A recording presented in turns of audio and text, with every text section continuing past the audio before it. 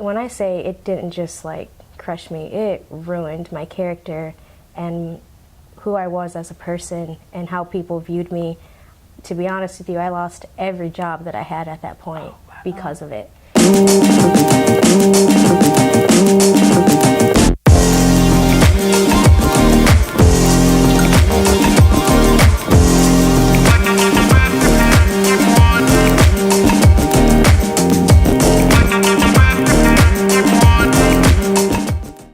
This is GoodGirlRadio.com. I'm Cameo King, your host, Good Girl Radio, where every good girl has a confession. This is the first ever Capital Area Women's Lifestyle show of 2019, where we get cover confessions. And if you haven't seen the cover of the Capital Area Women's Lifestyle, ta-da! Thank you so much. This is who's on the cover, and it's none other than Priscilla Bordayo. Yay. Thank you so much for being here. Thank you. I'm excited. I'm excited. And it was a little cold in here, and she let me wear one of her remarkable shirts. Yes, it's yours, girl. You can have it. Thank you. Again, Priscilla, I'm so excited that you're here. I'm excited about your story. And the question that I really ask off the bat is, what is your confession? And the reason I ask this to anyone that comes on the Good Girl Radio, and the reason why we do what we do, is because I believe women are unfortunately held to the standard of perfection. Yeah. Or that we can't mess up, especially in certain communities, whether it's communities of color, and even in, faith communities or certain faith communities. That kind of flies in the face of what I know to be my faith. Yeah. And so I really wanted to create this platform where we are allowed to be imperfect, where we are allowed to show our flaws, current, past, and things that we're dealing with, but also acknowledging that I'm still okay. Like, I'm still succeeding in life. I'm still working towards this goal, or I still achieved this goal. And so, and while all the conversations aren't necessarily heavy, but I just want to toss it to you, especially with you being on the cover of a magazine that's, all over the mid-Michigan area. Yeah. I'm really curious to know, like, what's on your heart? What's your confession?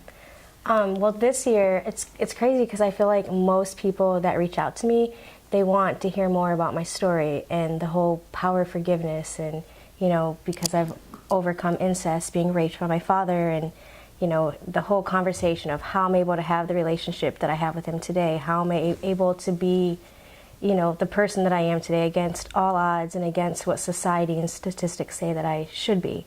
But this year is a little bit different. It kind of came out of nowhere. A lot of great things are going to happen this year. My nonprofit called Word Up is going to be launched, and then Remarkable is getting ready to be launched as well. And it all kind of started, honestly, with I was nominated for the Inspiration Awards. And I was just floored because I was like, whoa, like I didn't realize so many people saw me in such a way, or like, almost didn't feel deserving. Because if you saw the list of women that were nominated, you're talking like Susie Merchant, Sherry Montgomery, people that have, been doing this a really long time.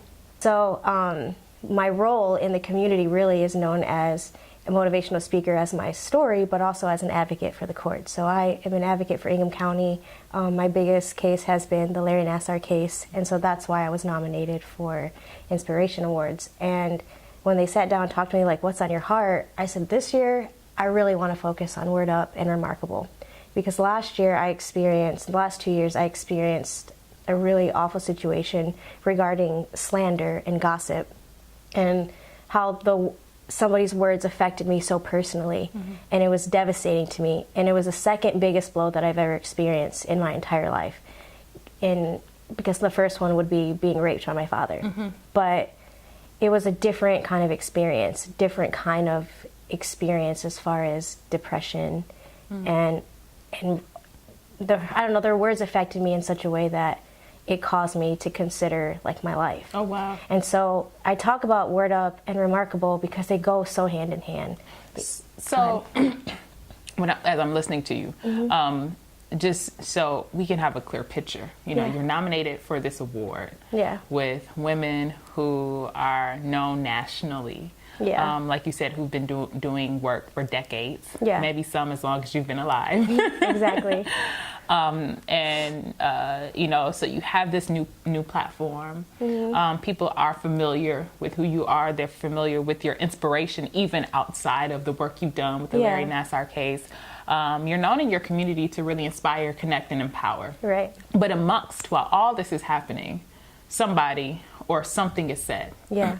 I don't know if it snowballs, but it's about you. But the thing that I'm hearing that's a part of your confession is that you were somewhat surprised as how much it hit you and how much you've had to deal with that thing. Yeah.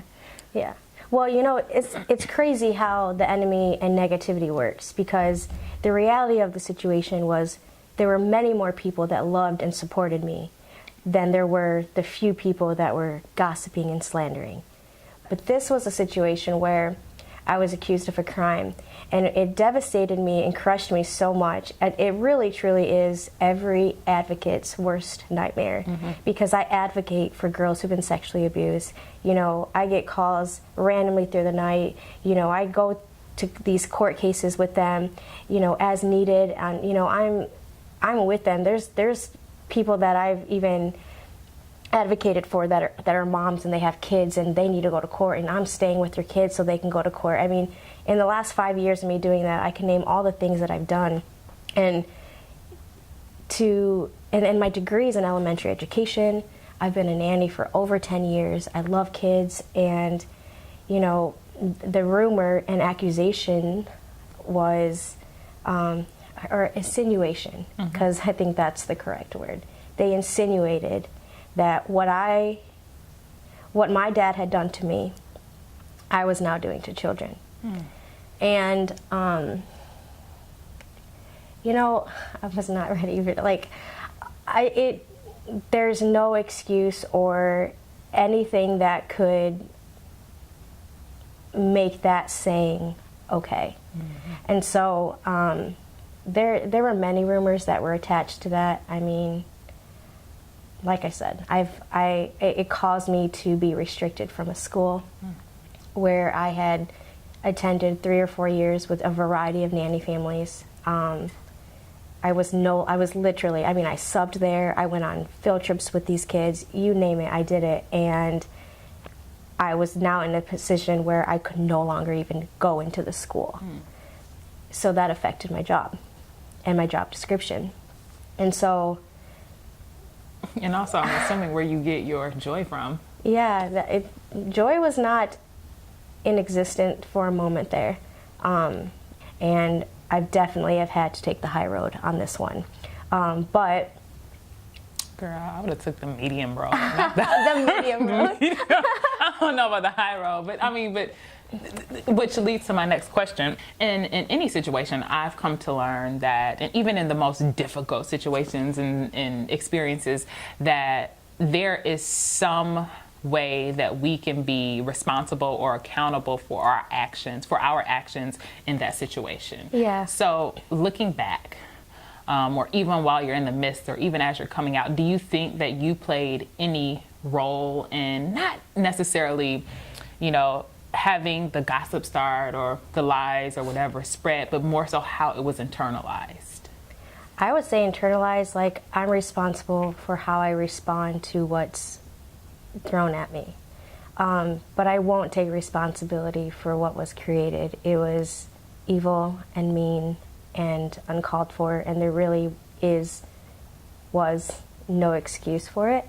But we're all responsible for how we respond.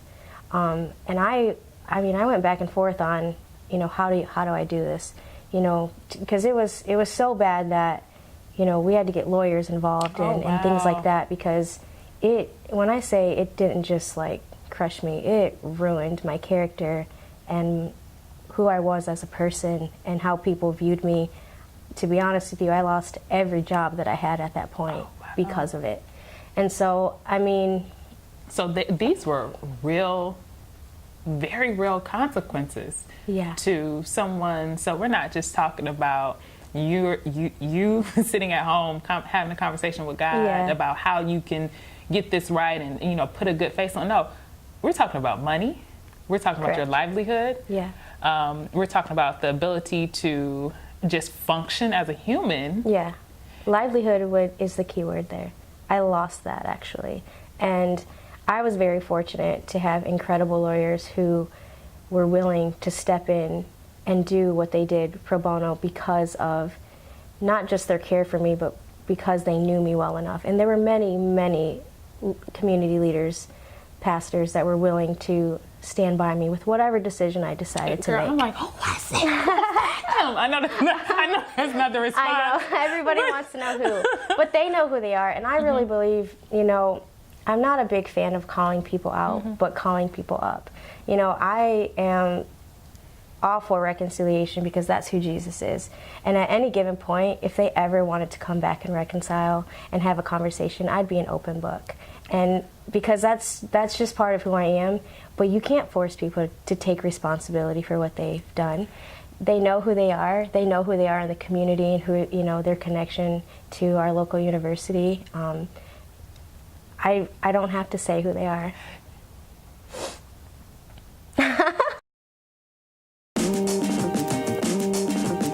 You made it to the end of another Good Girl Radio video. So I'm not gonna waste your time.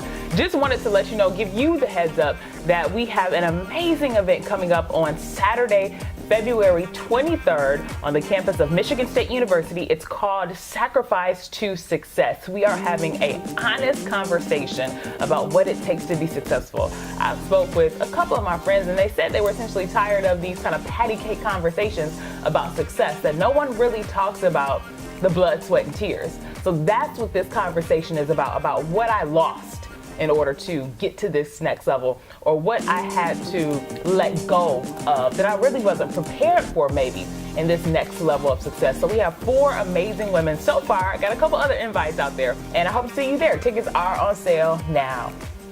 This is goodgirlradio.com.